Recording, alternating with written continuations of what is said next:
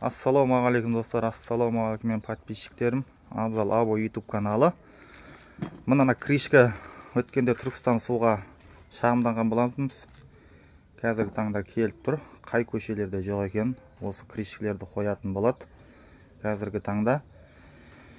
Және де мынау кришка ұрлап жатқан, немесе салып автокөлігінде артып жатқан, немесе бір үйде тұрған кришкілер болатын болса, обязательно маған міндетті түрде хабарласыңыздар. Ондай кришка ұрлағандардың жазасын беру керек. Жақсы жігіттер, рахмет. Осы коммунизмде Шаян көшесі, 50 метрлік көше полный жоқтығын. Өткенде оны түсіріп кеткенде, оны шығарған жоқтым да. Жақсы, мақұл.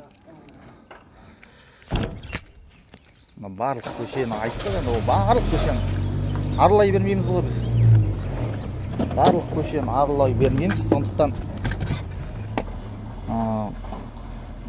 енді жоқ жерлері болатын болса, маған міндетті түрде түсіріп жіберіңіздер, біз бұларға жеткізетін боламыз. Және де ең бастысы кришка ұрлайтындарды көріп қалсаңдар, немесе бір сарайда жиналып тұрғандарын көретін болсаңыздар, айналайын. Мен жазушыларым, міндетті түрде айтыңыздаршы, міндетті түрде. Себебі олар жазасын алу керек. Сосын ба темір қабылдайтындар құлақтарыңа алтын сырға.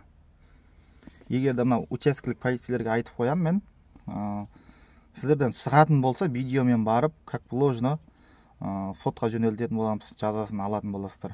Сондықтан кришкінің қақпақтарын алмауларыңызды сұраймын сіздерге. Темір қабылдайтындар. Рахмет тыңдағандарыңызға.